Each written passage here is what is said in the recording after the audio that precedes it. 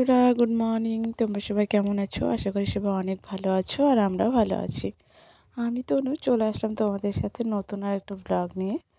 তো ওই যে দেখো, সকালবেলা উঠে বাসি ঘরটা বারান্দা ঝাড় দিয়ে নিলাম। আর যে দেখো, একদম স্নান দান করে এই যে চলে আসলাম তোমাদের সাথে আবার। তো বাসনগুলো আমি স্নান করার আগে মেজে রেখেছিলাম, তো ওগুলো তোমাদের সাথে শেয়ার করা হয়নি। তো ওই বাসনগুলো এবার ঝুড়ির মধ্যে সুন্দর করে রেখে দিলাম। আর যেদিকে বসিয়ে দিয়েছি ভাত, তো ওই যে চালটা এবার নিলাম। চালটা এই বস্তার মধ্যে আছে, কারণ হলো আমাদের চালের ডিব্বাটা তো এক বস্তা চাল আটে না, মানে ধরে না আর কি। সেই জন্য এই বস্তাতেই কিছু চাল রেখেছি, 2-2.5 কেজির মতো।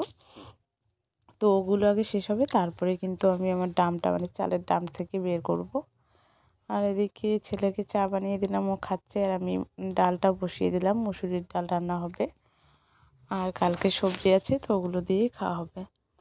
আর এদিকে ভাত আর ডালটা বসিয়ে এবার চলে আসলাম রান্নাঘরে, না সরি রান্নাঘর না, মানে আমার বেডরুমে। তো ওই যে এসে বিছানাটা তুলে নিচ্ছি।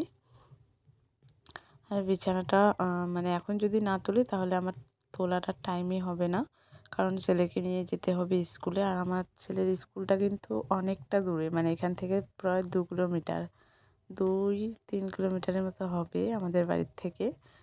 তো যাই হোক, এত দূর রাস্তা যেতে হয়, তো একটু হাতে টাইম নিয়ে যেতে হয়। তো ওই যে দেখো, ওদিকে আমি ডালটা তো এমনি নামিয়ে রেখেছিলাম। আর ওদিকে ছেলেকে রেডি টেডি করিয়ে তারপরে যে দেখো এসে এবার ফোড়ন দিচ্ছি ডাল। তো ওই যে রসুন আর জিরে আর হলো পেঁয়াজ 3টে জিনিস তেলের মধ্যে ফোড়ন দিয়ে তারপরে যে ডালটা ঢেলে দিলাম। আর এদিকে ছেলের টিফিন বানাবো, তো ওই যে ম্যাগিটা এবার দিয়ে দিলাম সিদ্ধ করতে। তো বন্ধুরা, এখন হলো বিকেলবেলা, ছেলেকে নিয়ে স্কুল থেকে বাড়ি এসে ছেলেকে ঘুম পাড়িয়ে দিয়েছি, আমিও শুয়েছিলাম একটু। তো উঠে এই যে বিকেল একদম 4:30 এরকম বাজে, তো উঠানটা ঝাড় দিতে হবে। দেখো উঠানটা একদম পাতা পড়ে কী অবস্থা হয়ে গেছে, আর এতটা ধুলো, তার জন্য একটু জল ছিটিয়ে দিলাম। আর এখন এতটা ধুলো উঠবে না আর কি। তো ওই যে দেখতে পাচ্ছ, উঠানটা এবার ঝাড় দিয়ে নিচ্ছি। আর এই যে আজকে তো একটু কম পাতা পড়েছে। তো চলো উঠানটা ঝাড় দিয়ে তারপরে আবার তোমাদের সাথে কথা হচ্ছে। শুভ সন্ধ্যা বন্ধুরা। তো যে চা বানিয়ে নিলাম, আবার ছেলে খাবে চা দিয়ে মুড়ি। তো ওই যে ওকে মুড়ি দেওয়া হচ্ছে।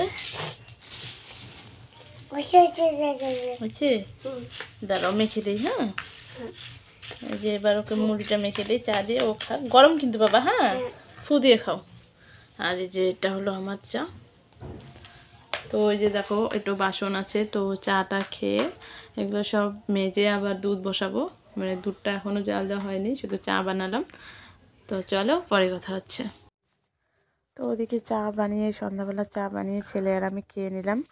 আর এই যে দেখো বিকেলে অনেক বাসন জমেছিল, ওগুলো ধোয়া হয়নি।